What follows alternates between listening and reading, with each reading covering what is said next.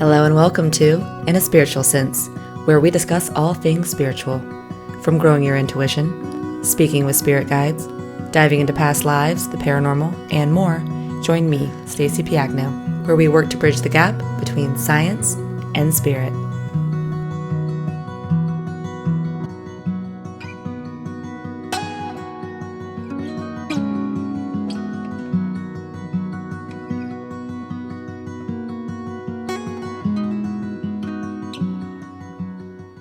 Hello and welcome back to In a Spiritual Sense. I'm your host, Stacey Piagno, and today we are going to dive into the shadow side of life, the subconscious, the darkness, the cracks, the unseen, and the forgotten. And whether it be the ghosts that lurk around our lost cities or the shadows of our lost selves that lurk within us, why is it important that we hold an understanding of both light and dark, our spirit and our shadows? Joining us today is a new dear friend of mine, author, historian, podcast host of Fabled Collective. Meet Vanessa Eccles. Hey, Vanessa, welcome to the show. Hi, thanks for having me. Yes, I am so excited to get into our conversation today. We are going to talk about everything that you and I love: ghosts, Yes, dreams, shadow work, all that kind of stuff. yes, I'm so excited. Um, Yes. So I think it's only fair that we share how we met. We met because our sandwiches took 45 minutes to make. Do you remember that? Yes, it was crazy. We were waiting in line for so long, and I think you were waiting even longer than me. But I Yeah. saw your shirt, and you had a shirt on that said that had your logo and Yeah. everything on in a spiritual sense. And I'm like, I need to talk to her. But at the time, you were talking to someone else. So I'm like, okay, I'm Yes. not going to butt in, right? But then, just so happens because fate is like that, it put us next to each other, standing in line for these sandwiches, and I finally got to talk to you. And immediately we kind of connected over dreams. Yes, I know. The first thing we started talking about, you're like, "Oh, I like your shirt." And I was like, "Oh, like I have a spiritual podcast." And you were like, "Ooh, I do a lot of dream work." And I was like, "I love you." I've I've never met anyone who did dream work, and so we're going to get into all that fun stuff today. Yeah, yeah. Yeah, the rest is history. That's so Yeah, Vanessa, I would love for you to just kind of introduce yourself to the audience. Tell us a little bit about your podcast and what you do. So I am the host of the Fable Collective podcast. And I always say that I tell you a story and then I tell you the truth. So I tell you a fictional story that is based on the actual history or folklore of something. And then I tell you the actual history or the story of behind it. And I've been doing this for about 6 years now, a little over 6 years, which is crazy because time has flown. Mhm. And I also am host of the Haunted Savannah podcast. I live in Savannah, Georgia, and it's very spooky and has lots of stories. So I do have fun with that one too. It's kind of like a spinoff of Fable Collective. Yeah, I love it. And I love that you live in Savannah and I'm in St. Augustine and we're both in Yeah, like these old haunted cities. it's the best, So, right? yes, obviously we're going to get into some ghosts today. Speaking of history though, what is it that intrigues you about history? I used to wonder the same thing because there's not a lot of people, or at least in my little world, I thought, nobody is around me is very interested in history, at least to the extent that I am. So I was in a prayerful meditation once, and I actually asked this, why is it that I'm so interested in history? And what I got in response was because those people were important. And whether you believe it's God, love, source, universe, it still cares for them. And their stories were pivotal. And I also believe that the best lessons are learned from people's stories, and your life is a story. So, in essence, that's why I love history because I love story and I love the learning lessons that I can get from stories. So, yeah. Yeah, I love that. And I love when you think about like the individual. So like when we think about ourselves, something that I do a lot is I think back on my life. And it's the same as the collective. You know, I learned so much by thinking back of the situations I've been through and steering my future based from the past. And I think that's really important for us to do as people as well. Yes. We do learn so much from history. Hmm. So Yeah, everything's Yes. cyclical like that. You Yes. know, people are really surprised about behaviors or patterns of people in the past. And I've always wondered, well, they're just people. And people are, even though technology changes and culture changes slightly, people are still people at their core. Mm. And so nothing's really surprising, you know? Yeah, I agree with that. And so speaking of people are just people, it's my opinion that spirits are just people. Would you Yeah, agree with that? yeah, I would. Yeah. Definitely. So let's get into this. So Okay. ghosts. Yeah. Do you believe in ghosts? What are your experiences with that? 100% believe in Yes. ghosts. It's kind of like everything, though. I know that, you know, it's kind of a topic that not everybody like feels comfortable going into or they don't Mhm. necessarily believe. But it's like everything in the sense that when you experience it, then you believe, and you can Yeah. never unbelieve once you've had an experience. Oh my So gosh. it was, you know, I'm writing a sort of memoir right now on my like history with hauntings because from my very earliest memory, like 3 or 4 years old, it's of a shadow man in my doorway Mm. in my bedroom. And it went on for several years and then it just stopped happening. It was never nothing that progressed toward me or was harmful toward me or even like had any kind of like it was just a silhouette. It wasn't like I couldn't see facial features. But yeah, that's my earliest memory, you know? And so I've never not believed in Mm. ghosts and I've never not believed in the divine. And that's like the very first line of my memoir Yeah. because it's that pivotal to who I am. And I grew up in a haunted house, which is so Mm. weird to say, but we had every single person in my family had experiences, and I am definitely the one who believes the most, but everybody still had experiences that they can't Mhm. explain. So I think my whole adult life, I have tried to figure out, you know, what is this? Where does this come from? And I really want to understand what the world is like beyond the veil. Yeah. When you had first seen the Shadow Man and you were pretty young, did you think of it as a ghost or a spirit? Like, were you aware that that's what was happening, or were So you just yes, observing this? Like, how did that work? I believe, yes, I believe that I knew that it was something supernatural, because I also didn't think anyone else saw it. Mm. The one of the key things too is my mom had a very impactful ghost experience right before I was born. Mm. And so from like my earliest memories, my mom has always been adamant, you know, ghosts exist.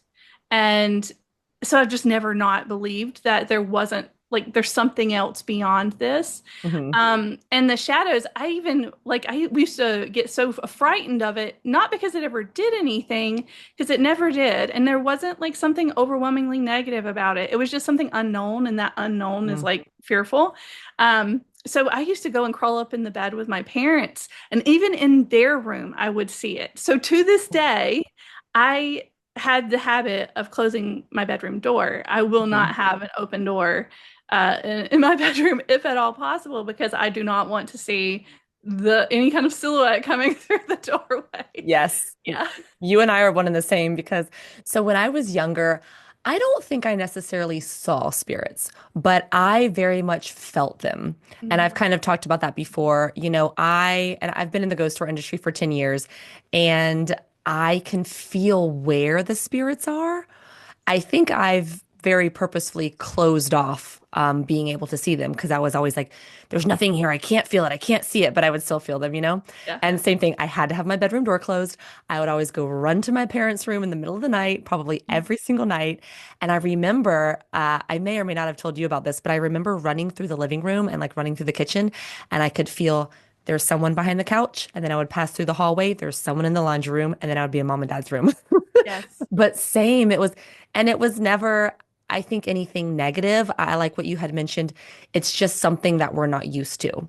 Yeah. And, when you can't see something or you can see something, but you're not sure what it is, it's fearful. It's frightening a little bit. It definitely Yeah. is. Yeah.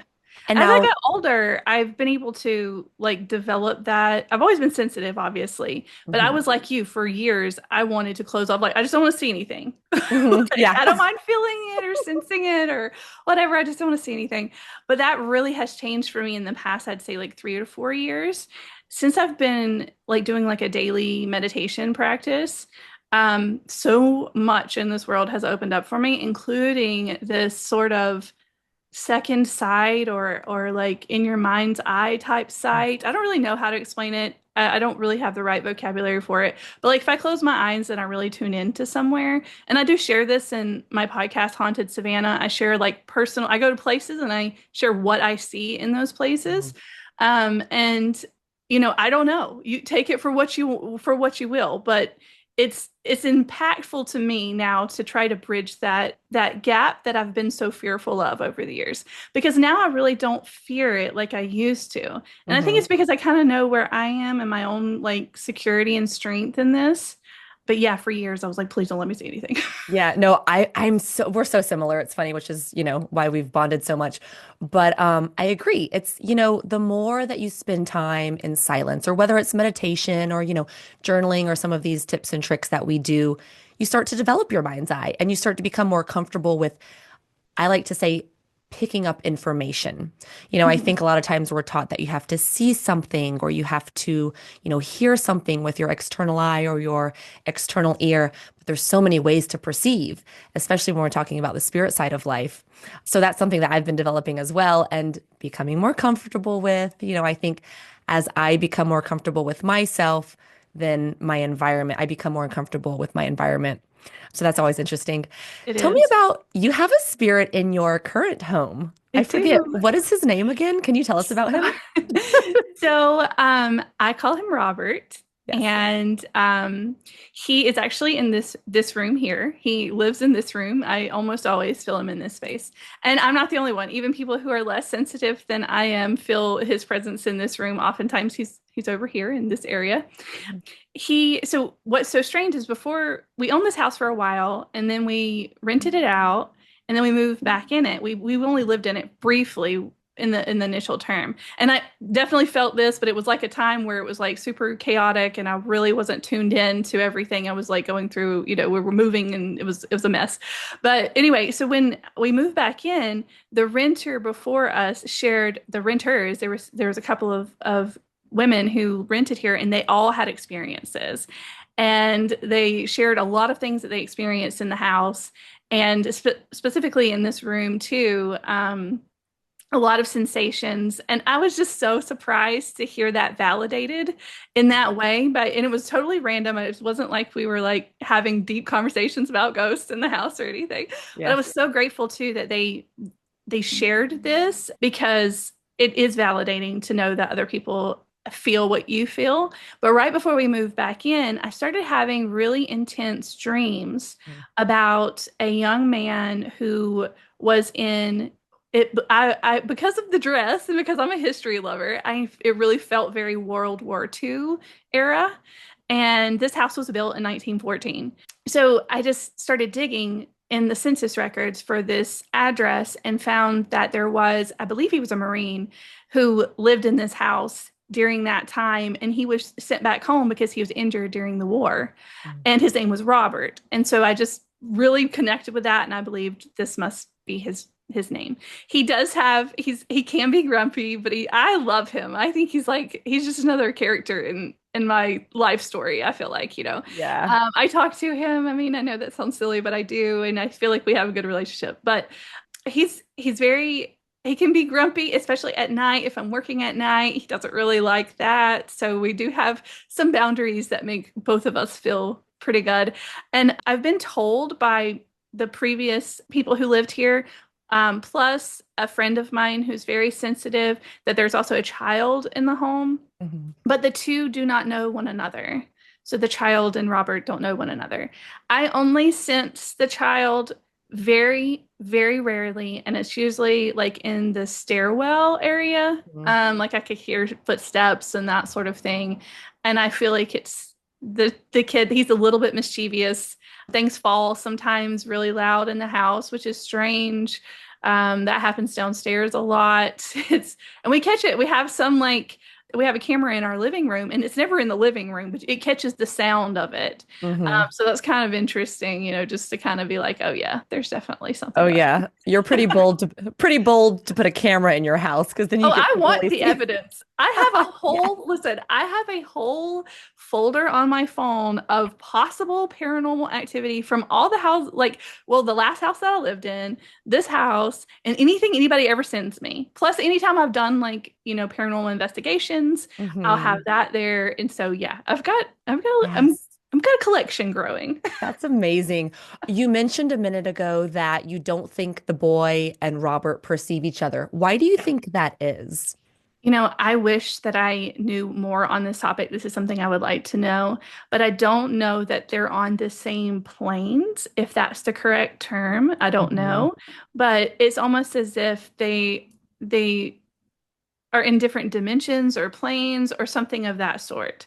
And the child, Robert feels like he's here all the time, and the Mm. child does not. So, but I don't believe that he's like a residual haunting the child. I don't believe that because he's active and he does seem to engage with the environment. But yeah, I don't really know. I don't know enough about that to really, sort it out, but I would like to know. Yeah. Why do you think? Well, I have two questions here. We're going to get into some different types of hauntings a little Yeah. bit later. What is a residual haunting, though? What does that mean? So a residual haunting is when it's like there's energy that's replaying over and over and Oh, over again. okay. Kind of like they're stuck on loop or stuck Yes, on it's repeat. like playing a record over and over and over again. It's Okay. usually at the Yes. same time. Like my mom's Mm, experience, that was a residual haunting because it was always replaying at the same time and she would hear the exact same thing. And I think sometimes if it's a very intense energy, like something very significantly horrible happened, that energy is like stuck in that place and it yeah. continues to like cycle. I don't see it as often, like now that I'm actually going and trying to perceive things in different locations. I see this one a little bit less often. For me, I find that most hauntings are intellectual hauntings, which are where they can engage. Okay. And they're actually active in the environment. So you may notice things moving or flickering, or your technology may change, like a TV coming on by itself, or a radio coming on by itself, or your phone coming on by itself. Oh, yeah. So all of those sorts of things can happen in an intellectual haunting, and a lot of times you Okay. can communicate with the spirit as well in that. Yeah. Oh my gosh. I have so many stories of intellectual hauntings. So a residual haunting, I mean, this is from our belief and from Yes. our understanding. Do you think a residual haunting, do you think that that spirit would be aware of us or probably not so? They're stuck in their time, in their place. Would In you? a residual haunting. Yeah, the ones on Yeah, repeat. I do not believe this is just a personal belief. Like this Right. is just my personal experience. Other people, may be more versed on this, but in my experience, it does not seem as though they are aware at all of the Hmm. observer. Okay. So yeah, it's really just like watching a movie and you're seeing that event take place, but it's as if they're not looking at you at all. They're in whatever time or movie or Yeah. memory that they're stuck in. Yeah, memory is a good word. Yeah, that Yeah. makes sense. Yeah, and then it's funny about what was the other type that you called the one that was interactive? Intelligent or intellectual hunting. Yeah. Okay, intellectual hauntings. Oh my gosh. So I have a lot of experiences with those. And I mean, I've shared a lot on the show before. A good reference point for you guys listening is the old Halloween episodes I did last season. So I have a friend. She's been my friend since we were in like kindergarten, and she's done the ghost tours with me.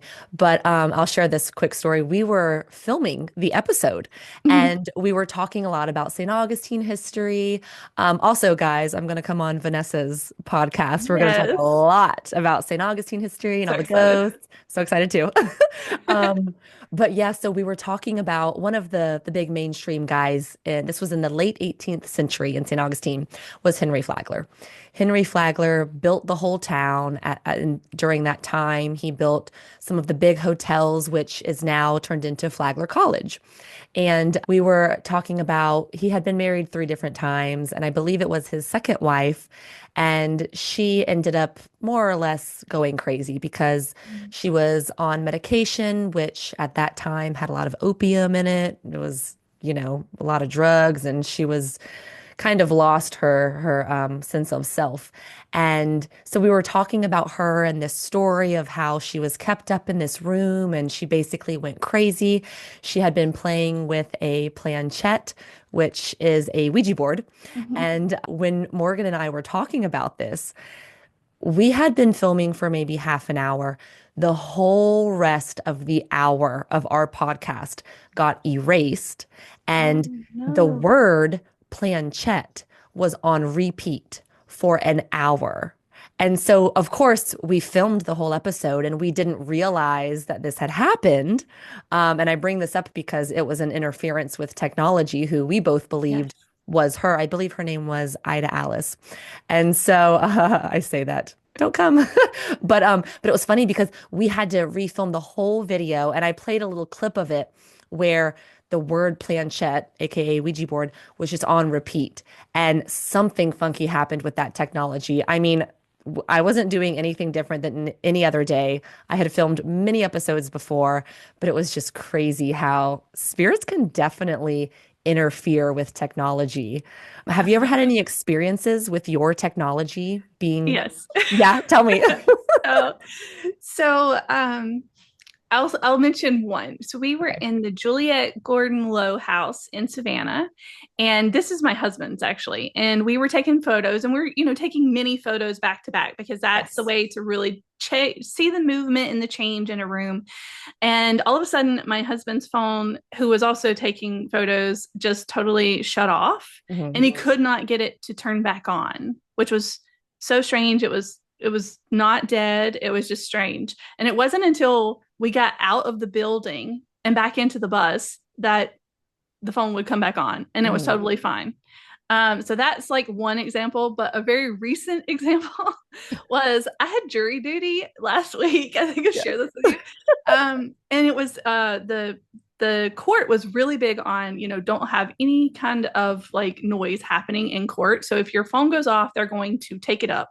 And they said they weren't going to give it back, but that seems so crazy to me.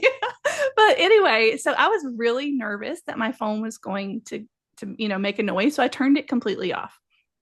And I have an iWatch and I turned an Apple Watch and I turned it off as well. And the lady next to me, because we're all in order, she saw me do it. And then all of a sudden, right before we were supposed to go into court, it had come on. This is the second time it had come on. It kept coming on by itself. And I was like, oh my goodness, what if it makes a noise? I had it on silent, but I was so nervous. So the whole time I was sitting in court, I was like petrified that my phone was going to make a noise and it was going to come back on and all this stuff. It was like really giving me crazy anxiety. So it's so hard for me.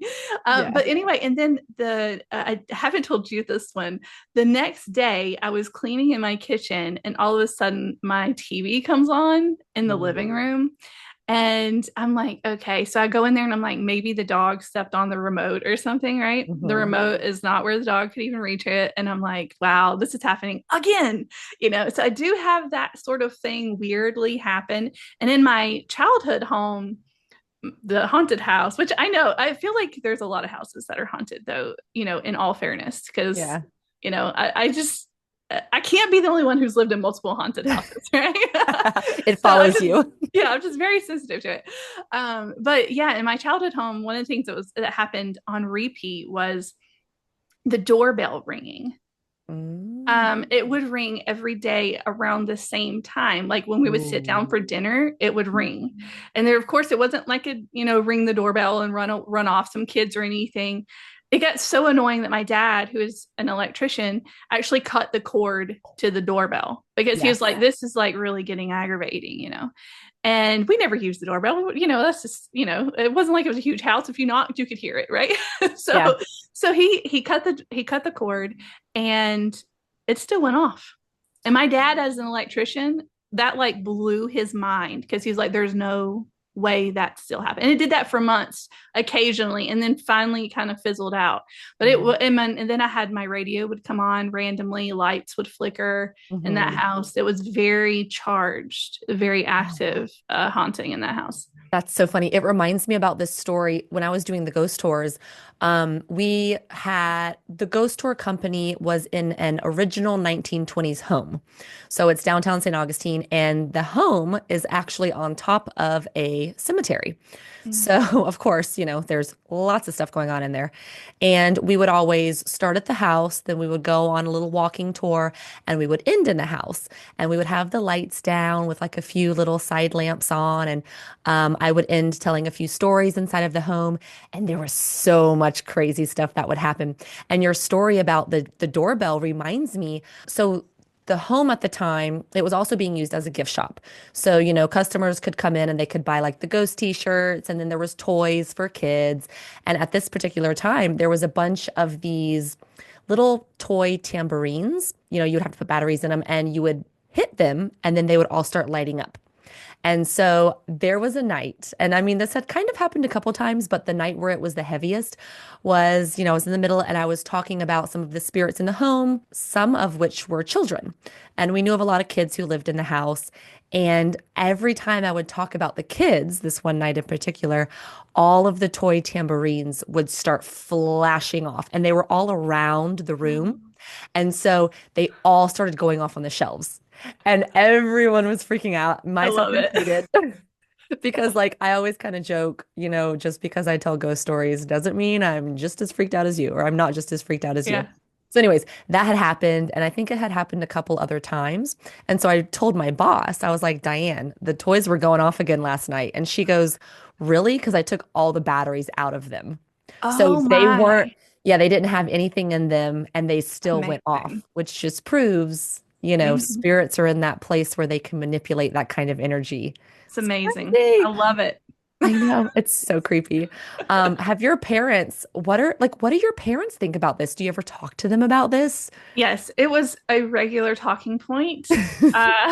Dinner table Because conversation. I know it was just so weird. And my dad is like he's really creeped out by this stuff, so he's not one to like really engage deeply in this. But Hmm. he does recognize like there are things that he can't explain. Like um he got up one morning and went to wake my brother up, but then he saw that he kind of caught like the shadow of him walking into the bathroom. So he's like, okay, he's already up. So he didn't like have to go wake him up.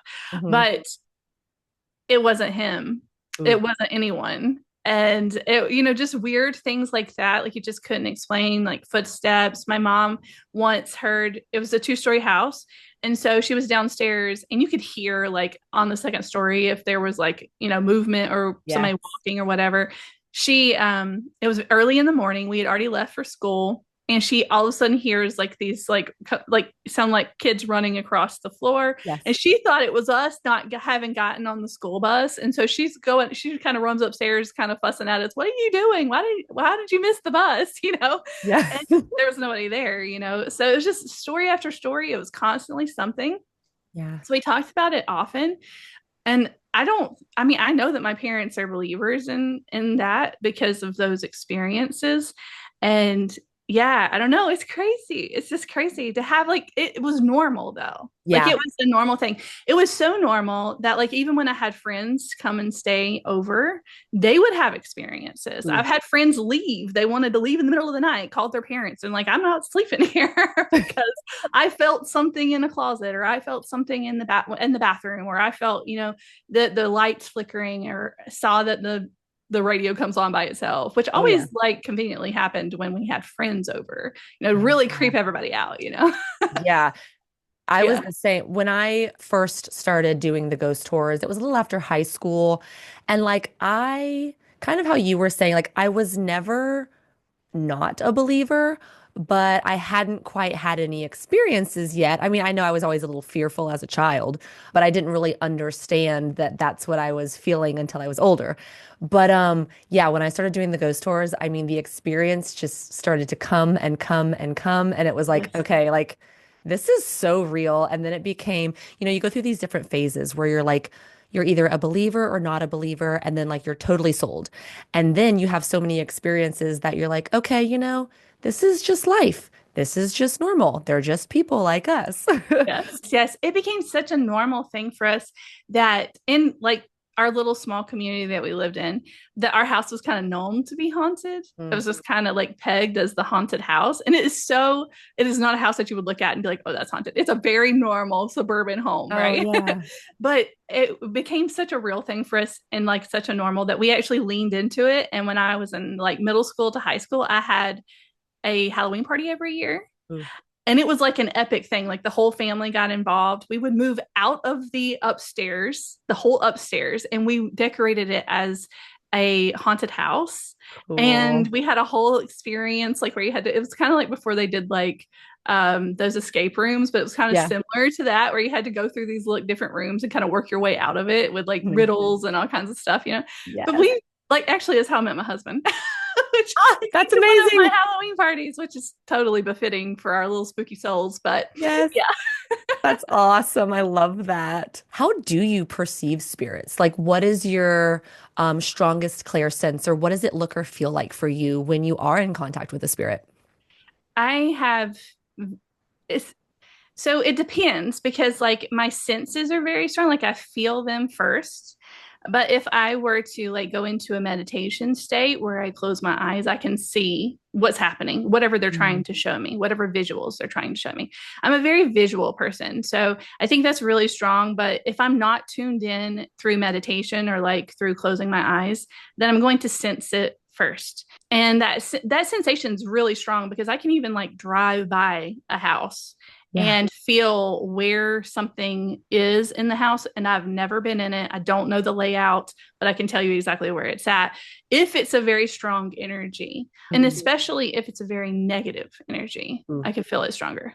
Yeah, and that's happened a lot, right? Yeah. What was that Yeah. like? Where was that like when you had, because I know you've mentioned to me before that you've driven past homes, and Mhm. what was, I mean, if you have enough details to explain, what did you feel? Has that happened more than one time? It has happened more than one time, but one of the times that I actually got to go in the house, right? Mm. Because a lot of these are private residences. So it's not Mhm. like, you know, it's just happened to be on my way home or like on my drive somewhere that I regularly go. But this particular place was a house that no one was living in for many years. And it was on my way to my house. I'd have to pass it every day to get to my house. And it looked like a Greek revival style house, and it was a very beautiful house, but I could sense that there was something very negative in the front. There was a front bedroom, and it was in the closet, Mm. in that closet area. And I just kept I mean, like even talking about it now, I get a little bit of like chills from it. It was just such a very overwhelming experience to just, even driving by, I would just get this icky feeling. Well, eventually, a couple of years went by, and there was someone who took that home and made it a little store. Mm. And I was able to go inside of the house for the first time. And yes, indeed, there was a bedroom in the front with a closet that when I went into that space, which was, just like a store front, Right. it was very, very strong. And I had the overwhelming sense that people don't need to be in this house as it is right now, with this Mhm. kind of negativity. And the store probably lasted less than a year. And then it was Ugh. empty again. And I'm like, that's why this house is empty. In my mind, that's why this house is Yeah. empty. I hear a lot about that downtown, especially here in St. Augustine. There's some houses that have been abandoned for a long time. And of course, they always have this story that's paired with it. And it's like, Mm-hmm. okay, well, that's why it's abandoned because there's something, it doesn't necessarily have to be demonic, but there's something negative about it. Yeah. Do you have any experiences with either any of the above? Demonic, just that was a negative experience. Have you had any experience with that? What does that feel like? What's the difference? How do we know? Talk a little bit about Yes. this. So, I'm still feeling my way through all of this, but I had in my early 20s, I had a couple of experiences that to me felt very demonic. And, either that or it was extremely negative energy.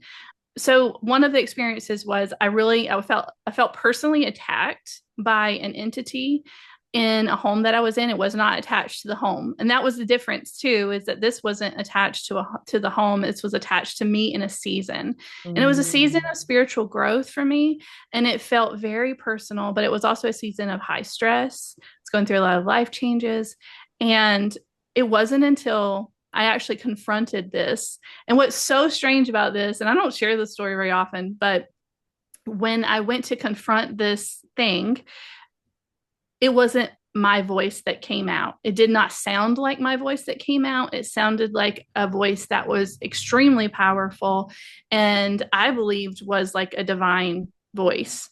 That really called it to leave me. And Mm. it felt like it did leave me. I've had a couple of other instances where I've seen them, but I also now know how to ground myself and give myself the strength and kind of pull into my own divinity so that it doesn't feel like it knows it's not going to attack me. It's kind of like have you ever heard the phrase like when you go and walk somewhere or doing anything when you're a woman, especially Yeah. alone, you should Hmm. walk like a predator, not like prey. Yes. That energy Yes.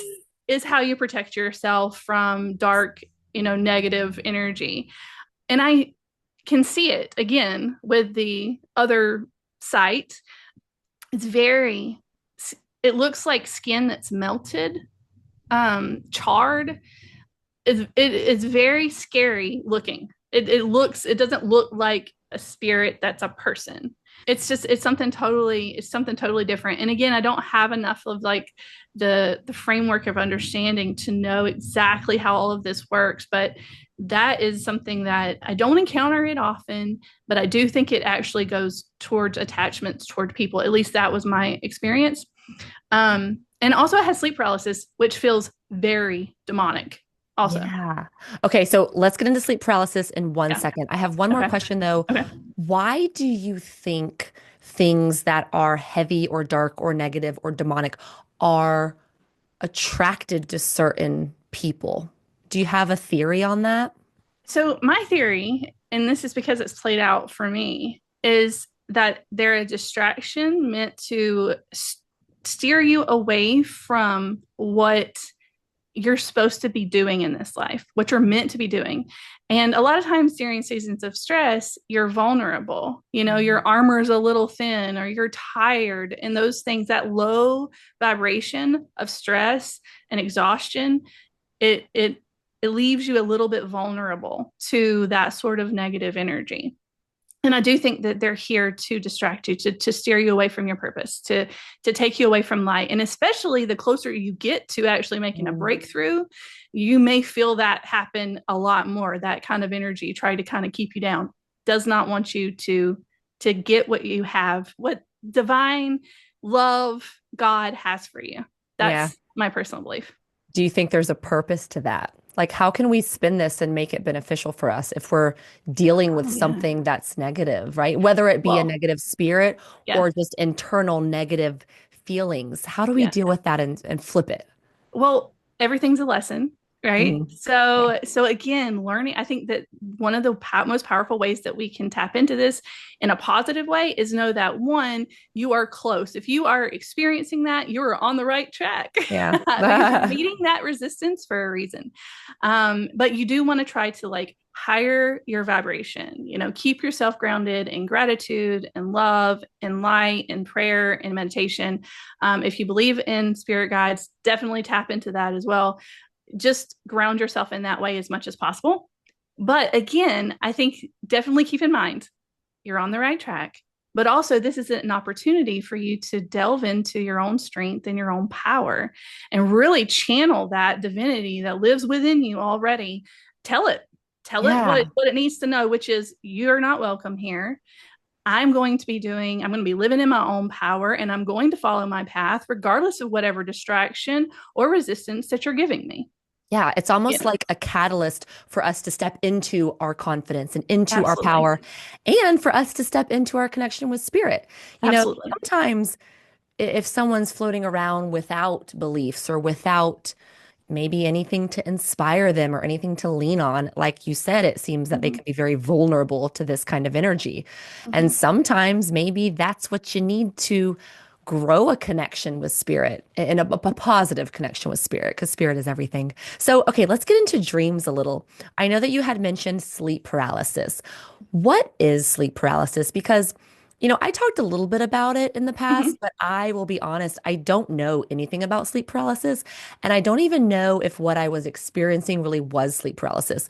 What I had experienced was sometimes when I come out of a lucid dream, my body feels like I have no control over it. And it's a little bit as if my mind woke up before my physical body. And it's kind of like that idea of like when you don't have blood flow in your body. This is more of Mhm. a scientific explanation. And like you have to wait for it to like finish integrating back in. I Yeah. always kind of thought of that as like a sleep paralysis thing. But the more I've learned, I'm not sure if that is. What is sleep paralysis to you? And tell us a little bit about your experiences. So it's when the brain gets stuck between sleep stages. That's what science says about sleep paralysis. In a more practical sense, what it actually looks like for not just me, but for many, many people is that it's like you wake up, just like you kind of had that experience where you wake up, you're in your room, but you have no ability to control your body. And there's a strong sensation, at least many people have a very strong sensation that there's something very negative in the room with them. So Mm, there's an immediate feeling of like fear and anxiety and like I got to get up and get out of here, right? Like you have that compulsion to move and get out of that space, but you can't. mm, And so it sends your mind into a panic. But you are very aware of like simple things like when I've had it, I'm very aware of like the ceiling fan spinning, like mm. like or if you have a plug-in fan, if it's going on, or you have any kind of noise in your room, you hear all of those things. It feels very much like you are actually awake. So are But you still in that body's in-between not. state, would you say? Science will say that. I personally do not believe that. Yeah, I believe that you are actually literally awake because that's what it Okay. felt like for me. Okay. It's just that I could not move my body. Okay. And I had this very intense sensation that there was something negative in the space with me. And sometimes you actually feel this pressure on your chest, Hmm. where it feels like something is sitting on you. And of course, that just makes like that anxiety even worse, you know? Yeah. So it's a terrifying experience for most people who have had it. And if I read somewhere that like 1 in 10 people have it, it's very, very common at some Mm, point, and it's usually associated with times of stress again. Again, this is where that whole like feeling low vibration, being vulnerable to negative entities, I think this plays a part in that. And this actually happened to me right around the same time that I had that mm. demonic encounter too. So it took place for, I mean, it wasn't every night, but it was so often. And I think it was like over a year's time. I was so scared to go Wow. to sleep because it was such a terrifying experience. And this was like back in 2008. So I Okay. had no reference whatsoever. I didn't even know there was a term for it. I thought it was just something that I was experiencing. Yeah. It took years for me to really know, like, hey, this is an actual thing. And in fact, it goes back centuries throughout cultures for like ever. Ooh. People have had all sorts of experiences with this. It used to be called like the night hag, the mayor, like all kinds of entities, always negative. Mm. Um, that people have had experience with this. So very weird. Wow. So what became of your sleep paralysis? Did you ever end up seeing anything, or was it always just the feeling and did it fade? How did that It end? was more like, so I'll explain it like, because it wasn't like I could see anything again with my eyes, Hmm. but it like if I were to close my eyes, I could see. Uh, it was definitely one of those darker things. Yeah. Oftentimes it'll appear to people like in the shadows, like in the corner of a room, where or in a closet, like where somewhere where you can't quite see, but you also have a very intense feeling that something is there. It's How long very did it scary. last? Like how long did each episode last for you? It felt like a long time, but it probably wasn't. It probably was like between 5 to 10 minutes, I would imagine. Okay. Yeah. And so would you say that the best piece of advice for somebody dealing with that, what would that be? Kind of getting into That whole like trying to center yourself on higher vibration, because that's how it got better for me. I had to find out how to lower my stress level, how to center myself, how to feel more powerful in myself. And if you believe in prayer, there is a lot of energy, and especially old prayers, because of the collective of how many people have prayed these same prayers over the centuries.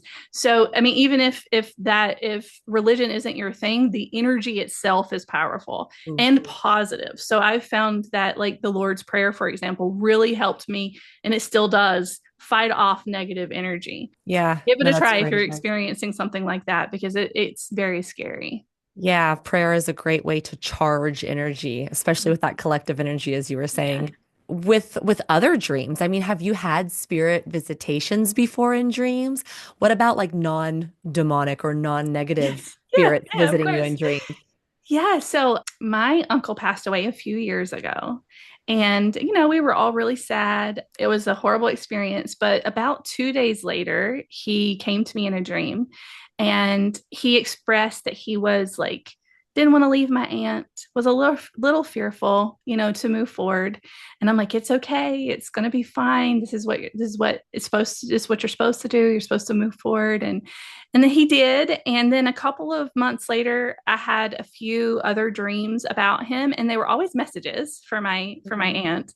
And so I was able to share those with her. And that was such a healing experience for both of us, I think, because I didn't actually get to see him right before he passed. I got to talk to him on the phone, but I didn't get to see him. So it was really such a blessing to get to see him through dream and to see him whole and Mm. happy and, you know, the best parts of him be all of him completely complete on the other side.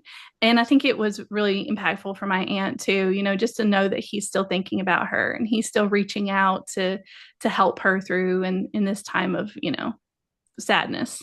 Yeah, and I think that's a beautiful message and feeling for people who do pass and for loved ones. I mean, it's my belief through all of these stories that we've been sharing is, life doesn't end. Like Yeah. life never ends. And I love how you said that you were able to witness him whole. Mm-hmm. So what do you believe when we pass, when we die? Do you believe that we kind of reconnect in our fullness? What does that look like in your mind? Yeah, I think we do. And I think the very best of us is what is all consuming. Mm. It's like all the parts of us that we struggled, all the parts of us that are less than perfect, all of those just fall away. And now you're in this complete the highest form of yourself, the most perfected form of yourself. That's what it felt like to me. Yeah, yeah, that's beautiful. Yeah, I've had spirits come to me in dreams before. I had the best example of someone who I actually knew. I've shared it on the show, but she was a friend of mine. This was like a family friends that I had grown up with. And, their mom had passed a few years back, and she had came to me in a dream and was basically showing me ways that her daughters could still remember her and keep her spirit alive. And right when I came out of that dream, she was sitting at the foot of my bed. Oh, And wow. I saw her in my mind's eye, and then it switched to my physical eye, which I could not see her, but I could feel her. I mean, her presence was so strong, and I knew it was her, and she was right at the foot of my bed, and I was like, I could reach out and almost grab her, and it was very comforting. It Yeah. wasn't spooky at all, which normally I would be like, oh my God, no. But no, like it was a very comforting feeling, and so I had Mhm. shared that with her daughter, and it was a really kind of beautiful thing. So I've had that before. I've also had spirits from downtown. I've dreamt of spirits from downtown, which, you Oh, know, neat. only makes sense because I've been doing it for so long. Yeah. But one of these I've probably shared it too on the show. There was this one home, and I would have this reoccurring dream, and it was definitely downtown St. Augustine, but it looked different. Like it didn't look like it did now, but I knew that that's where I was, and I was always on the same street, and there was this house, and it was almost like this black and white dream. It was very grayscale, which usually everything's in color for me. But the house was charred and it was dark and it was spooky, but I was very curious. And so I would always end up going in the house and looking around, and it was just ash and very charred, like I said. And I always knew that there was this female spirit in the house. And I kind of felt like it was upstairs, if I'm remembering correctly. And so I would always have this dream or dreams very similar to this. And finally, I was with one of my friends who he's a medium, he's like highly sensitive. And I told him about this and I was like, "What do you think this is? Like, why do I keep having this dream?" And he was like, "Oh, it's the girl from downtown." And I was like, "The girl?" And he goes, "Yeah, it's the girl." And he was trying to explain she's always hanging around you. And it clicked for me because, as I was mentioning, we had children in the home of our ghost tour company.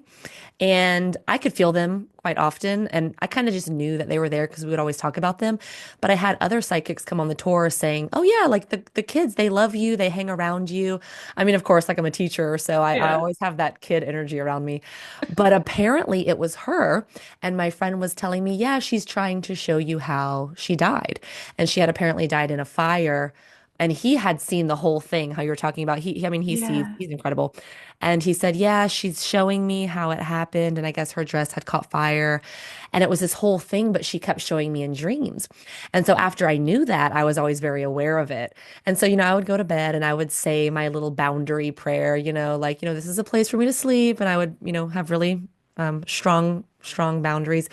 And it was funny because a couple of times after that, I would be laying in bed and I would taste licorice, which we know is a very old candy.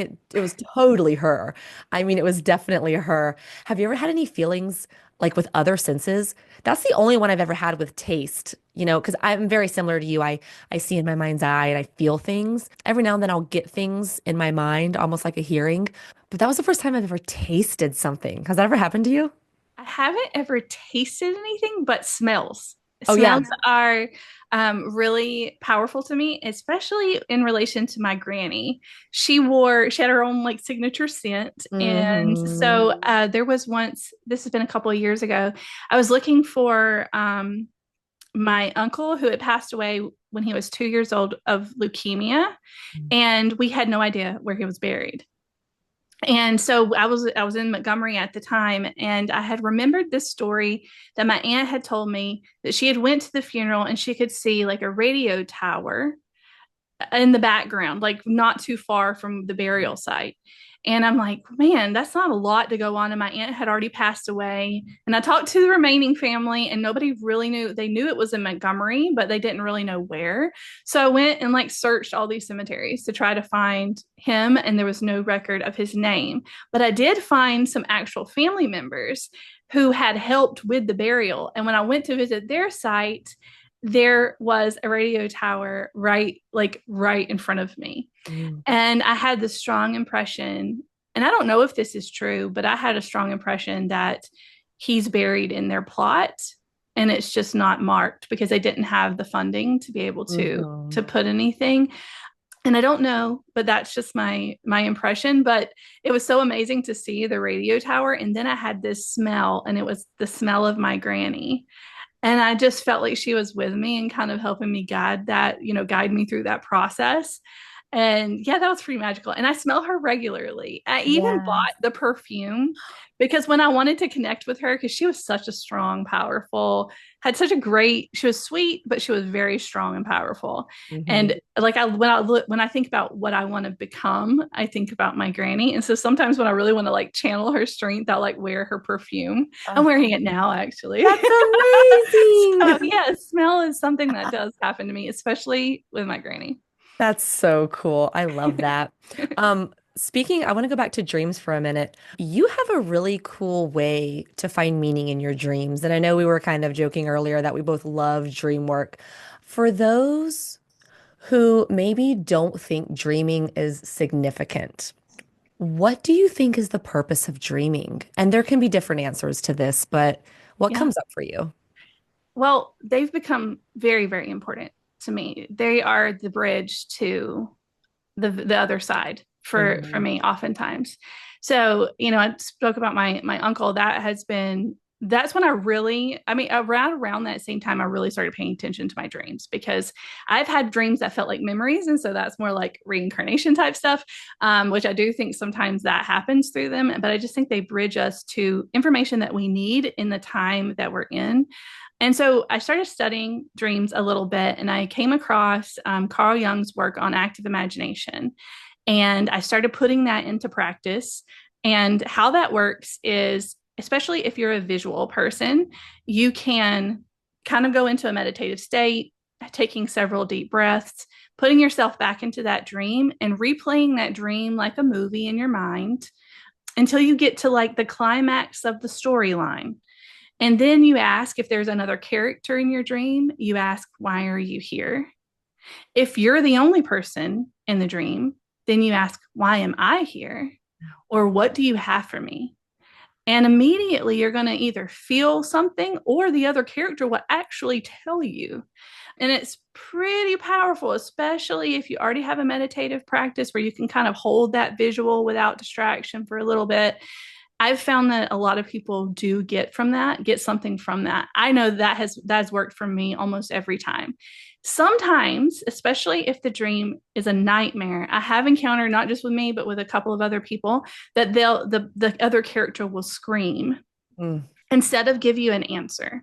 And to me, that is representation of this is a feeling of fear. This comes from your mm. subconscious. This is something you're fearful of. And this is just bringing that awareness to this fear, this dream. That was the whole purpose of the dream. So if you have someone look at you in your dream and it's a scream, that's to me that's what that means. Yeah, no, I think nightmares are really interesting. I talk a lot about them, kind of how you were saying, it's to bring awareness to something that needs attention within us. And, Exactly. I know that there's a lot of studies on fear being an aspect of your dream because that's going to help us remember the dream and connect with the dream. But where most of us go wrong is when we have a nightmare, it's like, I don't want to remember it. I don't want to revisit it. I hope I never have to see that again. Yeah. But actually, that is what we need to lean into. And as you're saying, question and prompt, why am I seeing this? Why did my subconscious decide to show this to me? Because Mm-hmm. that's something that I love with dream work is it's a reflection of our inner world. And I agree with you. There's different reasons. It's also a bridge, to Yes. spirit world. Yeah. But as far as the reflection, if we can start to take time to go into our dream space a little, and even just as simple as remembering what we're dreaming, it's really going to connect us to the subconscious, and it's a teacher. It shows us what needs attention, and that's how we start healing. So I think paying attention to the dreams or to the things that do scare us or to the shadows within, that is how we heal. That's how we transmute that to be more courageous, to be more confident, and then to, of course, prevent it in the future, how we were saying. Um, Absolutely. I really yeah. feel that way. And also to approach anything with the feeling of curiosity rather Mm, than fear, because dreams are meant to communicate either through subconscious. It could be spirit world. It could be anything. There's communication always for your greater good. And I just feel like it's such an important part of life now that like the first thing I ask myself is, what did I dream? yes. That's the first thing. And you should, if you really want to get into dream work, ask yourself very first thing in the morning, what did I dream? And then start having conversations with people around you. I Yes. ask that to my husband every morning. I'm like, hey, what did you dream? And we have discussions about it and really help ourselves like work through whatever it is that we're trying to learn from that lesson. I love it. It's like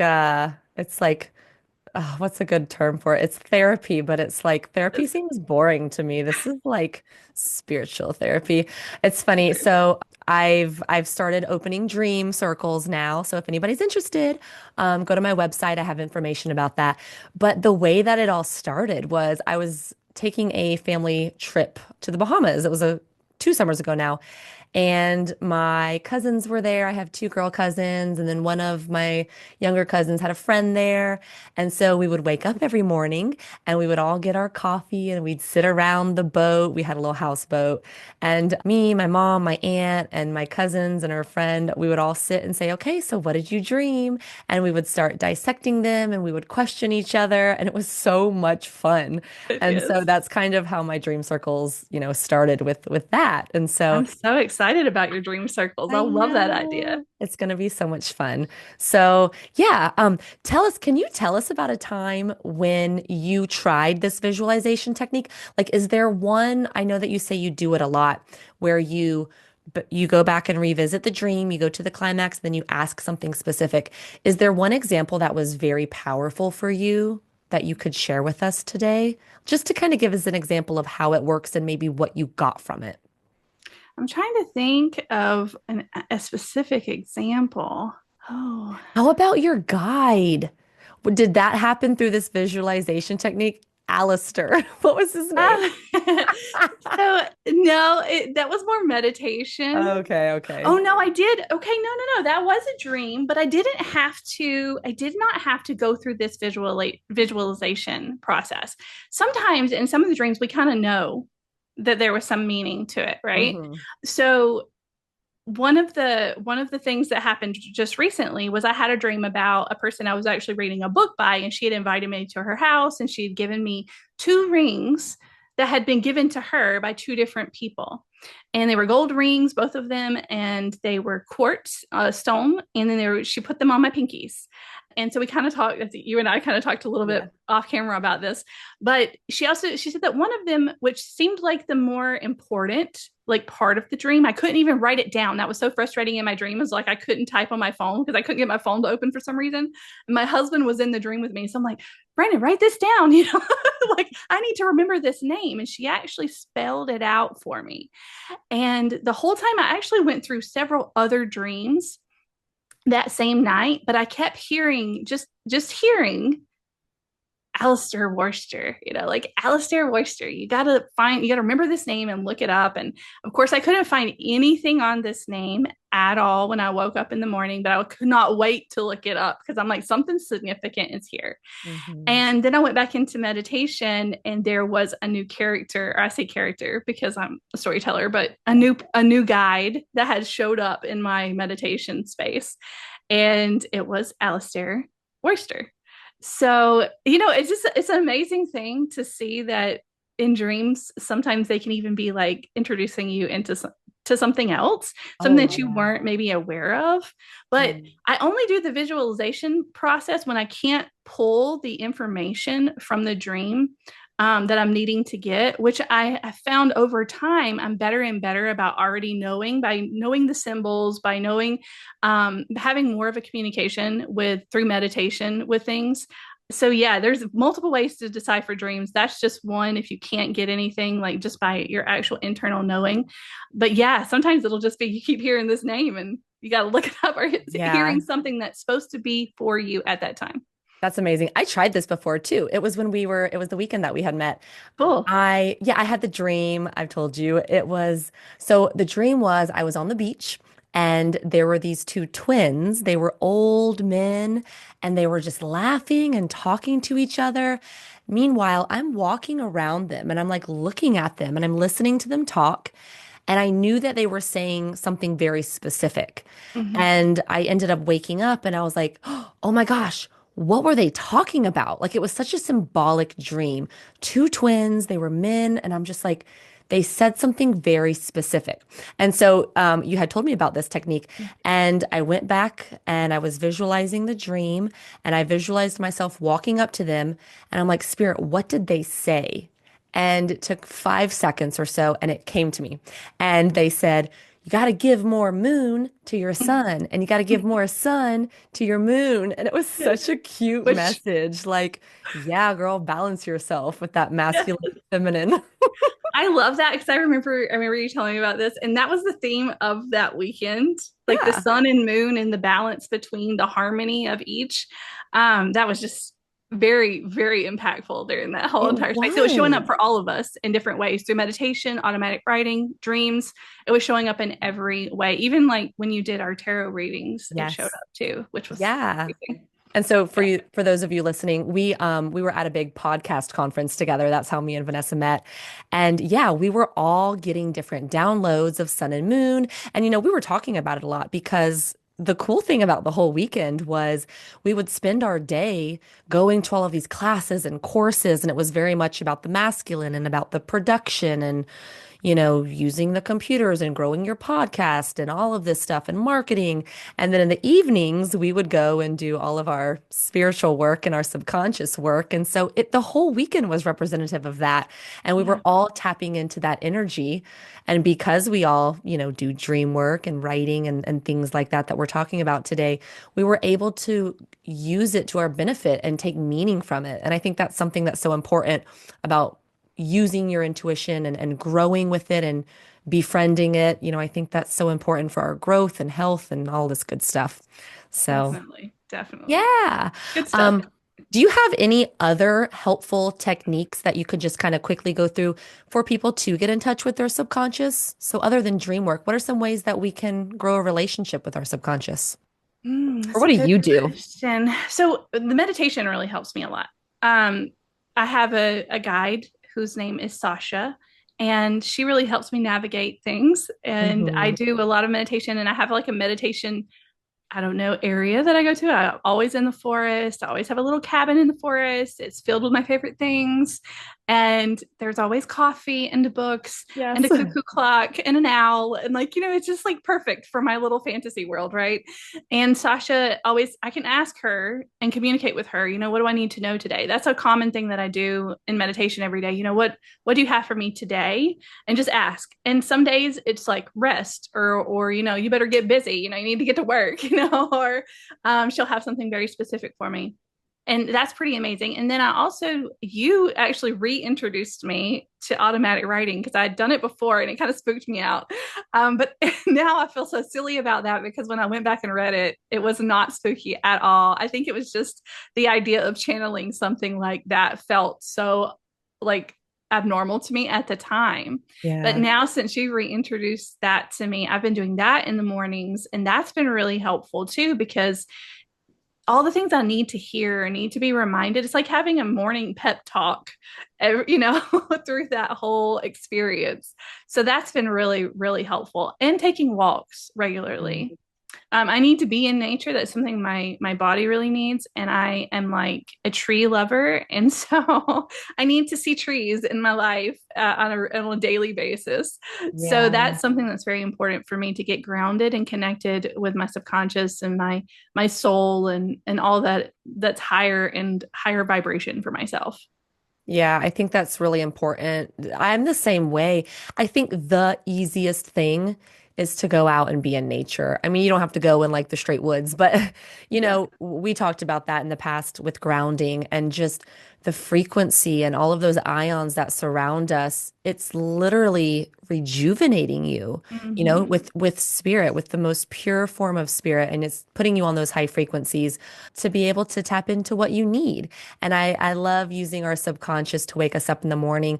Writing is so big. We talked about automatic writing, which for those who are not familiar, it's basically just when you get into a calm state and you just start writing and you just start flowing. And then a lot of times, the more you practice, your guides can come through, your higher self comes through. I know I've written things before and I'm like, I'm not quite aware of what I'm writing as I'm writing it because my mind is just moving so quickly. I'm not really Mm-hmm. focused on what I'm writing. And I'll go back and read it and I'm like, hold on a second. I got to go Google what that says. And it's just Yes. beautiful. And it's all coming from within us. So I think Mm-hmm. that's really important. Tapping into spirit or tapping into your guides, it's also a part of who you are. It's not to place the power in something external from us. We have the power. We are the Yes. power. We Yes. are spirit. And so really it's just tapping into yourself. Something else Yeah. I like to talk about too is following your interests and your passions and using that to align you to life because we all have interests for a reason. It's because Yes. that's who we are. And when we're able to tap into our core spirit, nothing but alignment is going to come from that. So I think that's important. Absolutely. Absolutely. Um, yeah. So can we just shift back over to ghosts for a minute? Because Always. why not? We were talking before. I mean, seriously, like this is what we're going to talk about. We were talking before about different ways that ghosts and spirits can come into our lives, or ways that we can perceive them. What are some different types of quote unquote hauntings? And does the word haunting mean something bad? Because I feel like we have this persona, like this understanding that hauntings are bad. Yeah. What do you Yeah. think about I think they do have a negative connotation. I that? don't, but I found that that's just not true though. And like in my experience, I feel like when I've encountered ghosts, they are much like people. They are people. Are sometimes mostly like some people are all light or mostly light, or some are mostly dark, or some of them almost always. This is the way people are. somewhere in between in this like various shades of gray, right? So Mhm. personalities, like I'm very, I see things about people, like I have a discernment type thing, and I do see like really light people and so, very rarely dark people. Most people are just somewhere on the gray scale, right? Yeah. So I feel like ghosts are the same way. You know, they're just people. There's nothing scary about it, about them. Very rarely is it scary. And so we mentioned residual hauntings, which are like those replays of events Mhm. where that energy is just stuck in a place. We mentioned intelligent or intellectual hauntings. That's where you can communicate. They're very aware and they can engage in their environment. There is poltergeist activity, which was like, you know, objects moving around. There's loud noises, very energy. This is, to me, the poltergeist activity is a little bit like mysterious because I haven't encountered that in my own experience. So I can't really speak to that, but I know that other people have. And there's different opinions about what that actually is and how that attaches. And then there's shadow figures, like, you know, those shadow figures like I seen when I was like 3 or 4 years old, that shadow man. And those, even though I've had that experience, I still find them to be mysterious as to what that actually is and what it represents and kind of what is it trying to communicate. So those are just a few. And I think that's most all of them will fall into one of those. But I think the Mhm. most common are going to be your intellectual hauntings. Yeah.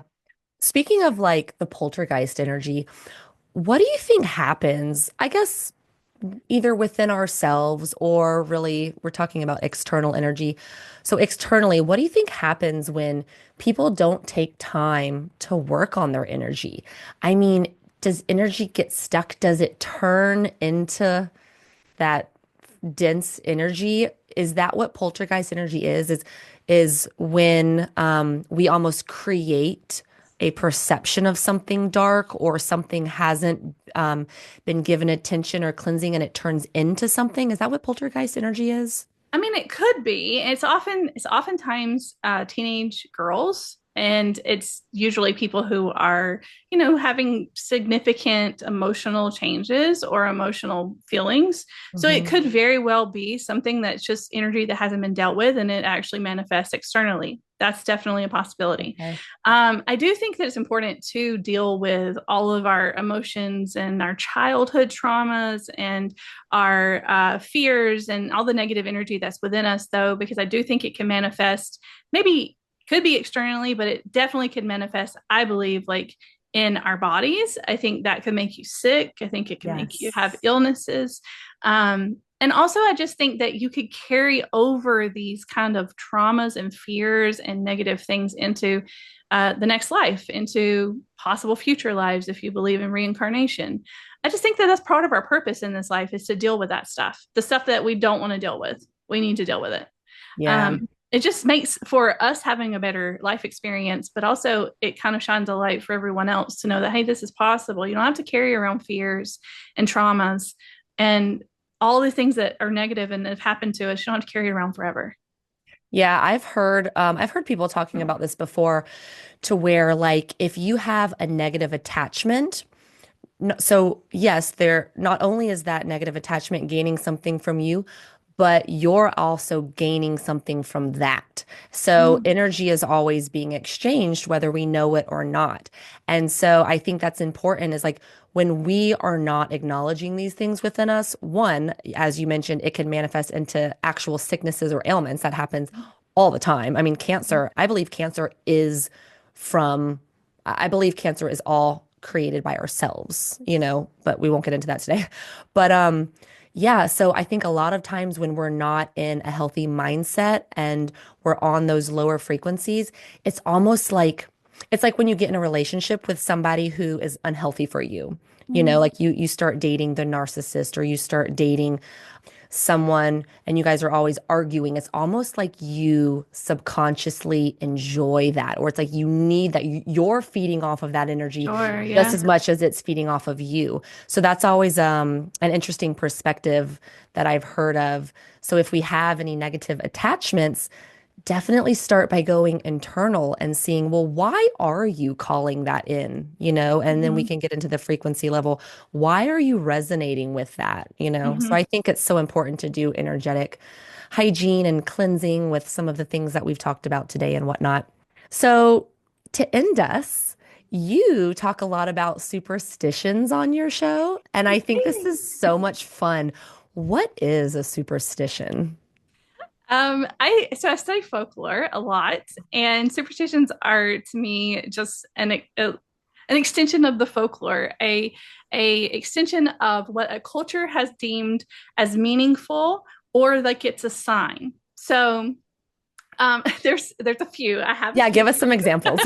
These are just Okay, fun. so like knocking on wood, for example, right? Mhm. Like that's something we commonly and see so many things like this have like withstood cultures and generations, and we don't even ask why a lot of times. And this is what's so fascinating to me because we do a lot of things, knock on wood, All the time. that we don't even know why we do. So knocking on wood, a lot of people believe that these were like tree spirits, fairies, and knocking on wood was a way to call upon those spirits for protection and thank them for good fortune. So that's kind of an interesting one. Yes. Another one is whistling at night. This is like a no practice. A lot of Ooh. cultures believed that that was thought to attract bad or negative spirits and even bad luck. Yeah, so that one's like something you should not be doing, Ooh, which I okay. don't really whistle very much, but I have like really taken to that one in mind. And then Noted. even like the number 13. Hmm. Um, it kind of stems, or it may stem from like Norse mythology, where Loki crashed a banquet with 13 guests, causing chaos and death. But then in Christianity, it was enforced too because of the superstition with Judas being the 13th guest of the Last Supper. So it's just kind of an interesting thing. There's so many of these little things, that we know this. Like even people make decisions based off of superstitions, Uh-huh. but don't really know exactly where this comes from. What do you think fuels a superstition into working or not working? Probably energy. Yeah. So how you know would that that work? so the energy of belief I think is Yeah. really powerful. Hmm. But I do think sometimes we notice signs, like things that repeat. We are very good, our brains are wired to notice things, to notice patterns. And I think this that some of these superstitions are people over the years have noticed patterns, and that's why they've continued to believe these same ways, because it may actually be true. Other ones I think may be true simply because of the energy that a collective has put into them for centuries. Yeah, that's kind of how we were talking about earlier Yeah. when like with prayer, when Yeah, the collective is all believing something, you're just charging it, right? you are. Yeah. Intention and belief charges things. It's funny. So I grew up playing sports and baseball, and I went through the superstitions with sports, like I have to wear these same pairs of socks or I've got to do this certain thing.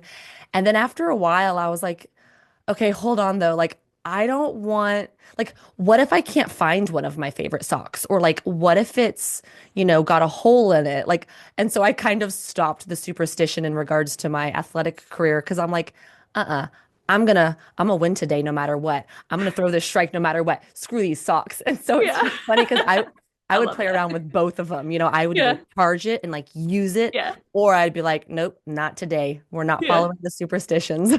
Yeah, but still the energy is what's guiding all of it, which Yes. is like the coolest thing, because you can Hmm. even like having rituals and things, like you Yeah. putting that energy in that ritual is really what's making a good amount of what's making it powerful.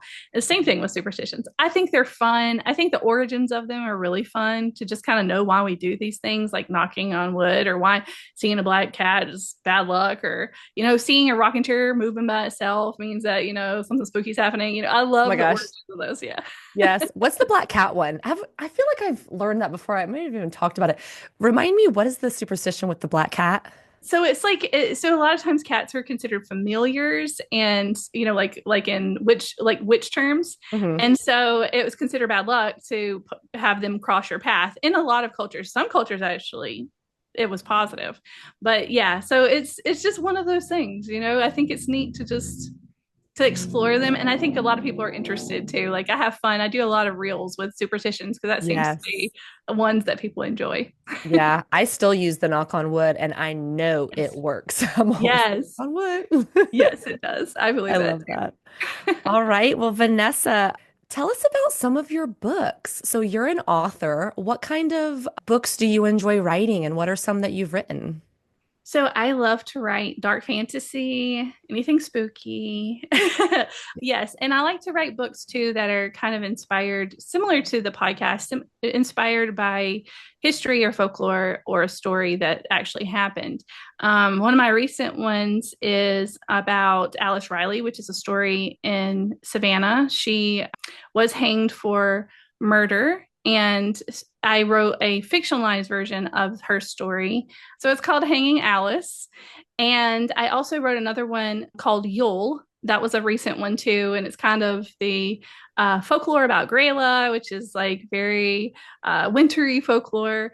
And then my first book, Fabled, is all about like a mashup of the Grimm fairy tales. If they were Mm. all real, but definitely different than what we remember, and a little bit on the darker side, what would that look like? Cool. A world like that. And so that was fun.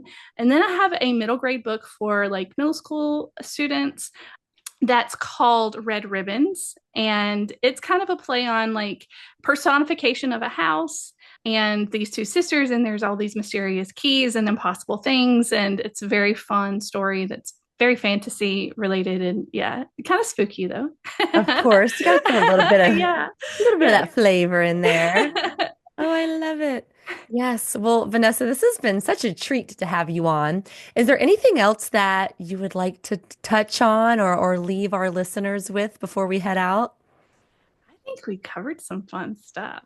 Yeah. I'm curious though if anyone it does this dream work. I really hope that we get some comments on that because I think that'd be fun Yes. to see what other people have gotten from their dreams. I know. Yeah, that would be great if anybody comments down below on that. I love dreams. I Me mean, too. I feel like it's a lost art. I feel like dreaming is something that all of our ancestors were very tied to, no matter what culture we come from.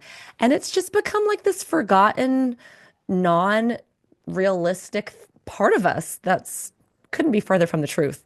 Yes. So, yeah. Oh, amazing. Well, thank you so much for coming on today, Vanessa, and sharing your books and your stories and your history with us.